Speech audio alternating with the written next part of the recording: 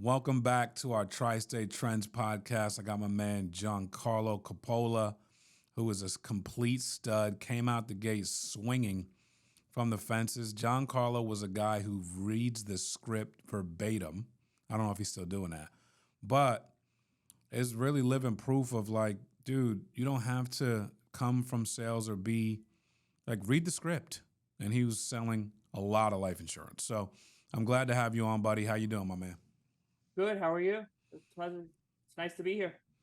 Fantastic, my man. I wanted to kind of dive into some of the things that you have done from day one that, a lot of people think is like uncommon or fearful. Like actually picking up the phone, actually calling clients, actually getting uncomfortable, actually working 12-hour shifts with small breaks in between for telesales. Talk to us about your mindset kind of wrapped around the way you came into Family First Life and what you felt you needed to do to smash your learning curve. So, I was previously at another insurance company. Um, was captive. Everything was done over Zoom. So none was telesales. So coming here, my whole mindset had to completely shift. My way of doing things had to completely shift. You know, it was a little uncomfortable, to be honest with you, not seeing the people for the first few calls that I've made, and then it was just like, okay, but I have to do this. This is Mhm. something I have to do. I have to get used to it. Unless I want to keep trying to get 80-year-olds on Zoom. This is just what I have to do to succeed. This is what the successful people are doing. So let me just follow in their footsteps. No doubt. So, number one thing you told yourself is, I have to do it. I think a lot of people would beg to differ with I have to. Your have to comes from a mindset, right? Because people are like, well, I'm independent. I don't have to do anything. You know what? And they're right. They're as right as you are saying I have to. So when you say I have to, what does that actually mean to you and your family? No one's forcing me to do it. Obviously, like you said, I'm independent, but for me, it's something I have to do to make money and support myself. In my mind, that's something I have to do. Nobody's telling me I have to do it. I'm telling myself I have to do it. And that's how I have to succeed. I love it. So again, the stuff you say to yourself is worth its weight in gold. And what you're saying to yourself is, Yeah. I have to do this in order to succeed. So that's the first step, right? But then obviously you were still ill-equipped, right? You had the phone script, so I guess you weren't completely ill-equipped, but you didn't have the natural word tracks. You needed something to follow, which a lot of people do to get started. Talk to Yeah. us about your mindset behind, dude, I don't have anything to worry about. I got this phone script and I need to attack. The phone script definitely wasn't something that was overnight. That took a while to perfect.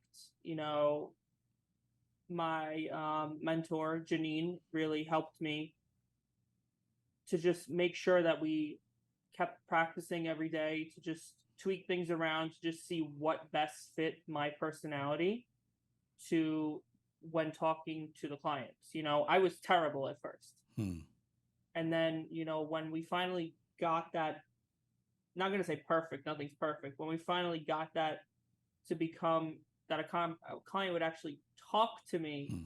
that was when it hit, it clicked. Like that I could actually do this. How long did that take? About 3 to 4 weeks. Okay. And did you make any sales prior to that? Yeah, some warm market sales. Got it. So we'll move. Reaching out to warm market, just telling them, I work with, all these carriers. I can definitely help you out now. I wasn't able to before, but now I can. Nice, nice. So moving into warm market initially, while you were learning the phone script, what kind of schedule did you put together to give yourself an opportunity to actually overcome the challenges you were dealing with? So I was working when I first started 9 to 12, 9 a.m. to 12, 9 a.m. to 12 p.m. Took a little break, then came back on from 2 p.m. to 9 p.m. So 2 hour break, 10 hours a day, easy. Yeah. Yeah. Um, Sometimes later, sometimes I used to go till 10, 11, just wanting to make sure I was talking to as many people as possible and just making sure I was getting more and more comfortable every day so I can succeed better. yeah, but fearless, right? Like, this is the work. I have to do it. Now, you had other people that started at a similar time as you. Would that be fair? Correct. Yes. What do you think that you were doing so differently than some of the peers that you were working with or working beside to have you were having, you know, wild success early, and there were other people that just, for lack of better terms, couldn't keep up. Well, what would you say led to that? Definitely putting in the work. And also, some people, if you don't work, you don't make money. You need to put in the work. You need to ask for help. You need to practice all the time. You need to watch stuff. Don't say you're going to do it because you're not going to do it. Show us that you're going to do it so we can help you. I can't help you if you don't ask for help. And with that being said, buying leads, was something I was not happy about first. Nobody's happy about spending their money, but it's something that really needed to be done to succeed. When I first started, I was, dropping 1,400 each week on leads. People dropping, $600. That's not going to help you succeed. Right. That's crazy, bro. I remember, though, it didn't start with you dropping. Like, you had to work your way up to that. And as Of you course. said, you weren't happy about it. When did it become normal behavior? Like, right now, it's extremely normal for you to go out, shop for the leads you want, put the money up, and get those leads in and start making dials. When did that become normal? What did it take, better question, for that to become normal?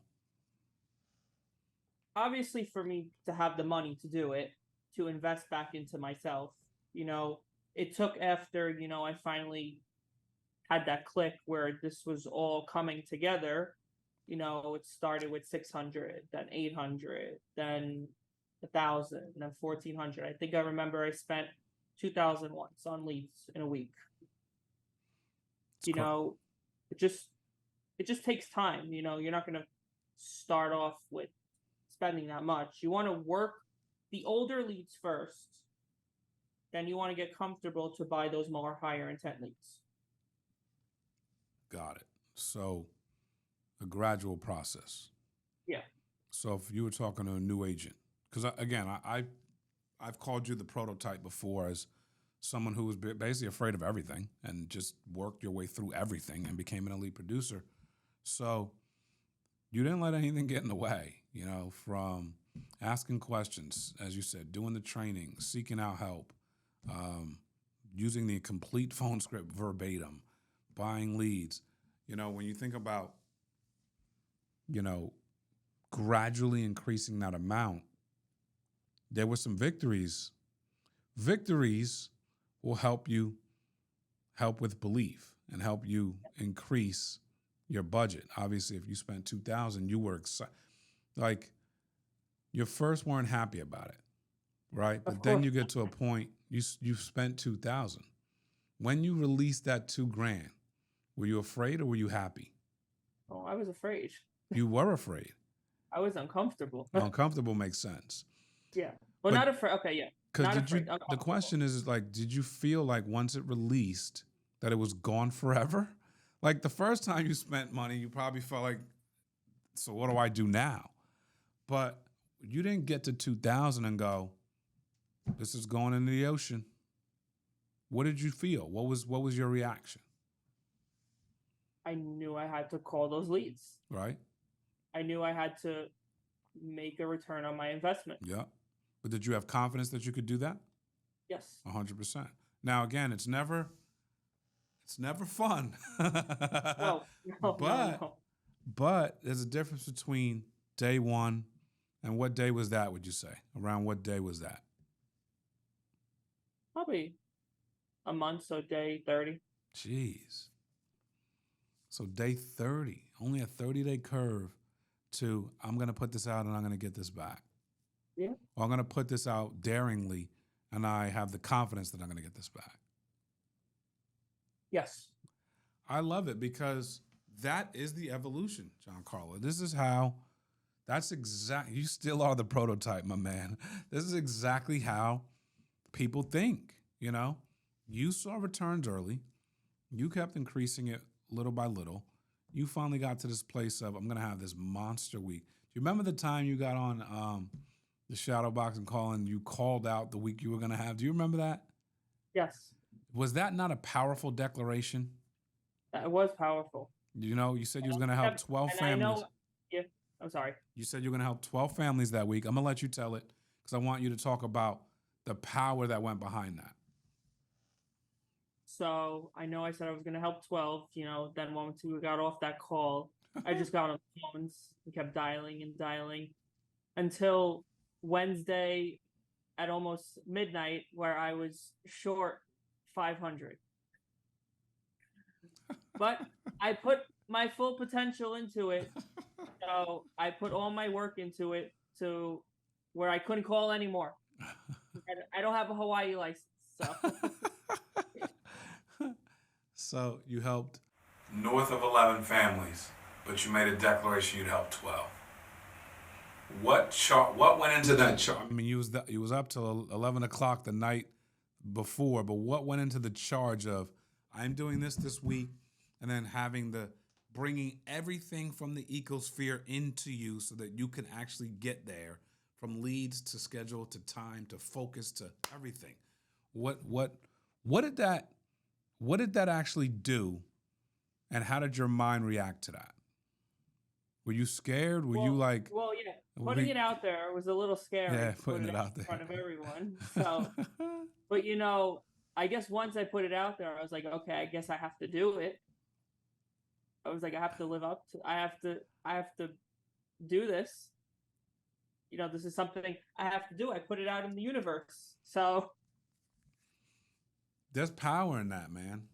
Yeah. There is power in the fact that you put it out there and now you don't want to look bad. No. Which is great. Guess what happens? As scary as some people are that they've had to put it out there, they've called a public shot. Everything that went behind that, you made more money that week, right? Yeah. Did you feel more satisfied that you put it out there, or did you feel, when it was all said and done, were you happy that you'd made that declaration, or were you upset at yourself? No, I was happy, but I was upset that I didn't get 12. Hey, dude, but you got right. You're right on the warning track, dude. I'm a fan of that. You know what I mean? Putting yourself out there and giving it everything you got till 11 o'clock at night the day before it's all said and done. Yeah. That's strong. And because you did that, you had your best week. You know what? We may be in for a new declaration, Giancarlo. It might be time. It's the start of a new week. It might be time for us to declare a new number. You ready for this? Okay. You ready? Yeah. All right. I'm not going to put the number on you. I'm actually going to close my eyes. I'm going to let you tell me what number are you going, because the whole world's going to see this. So it's not, I know we're not on on a live dial right now, but the whole world will see this. So, what is the number going to be from today to Wednesday night, my friend? How many families? 15. I had a feeling. I had a feeling. Have you ever done 15 in a week before? I've done 14. Setting records on the Tri-State Trends podcast, baby. I believe you're going to do it. Me too. What do you have to do now to align everything to so that on Wednesday night at midnight we're singing victory? Make a lot of dials.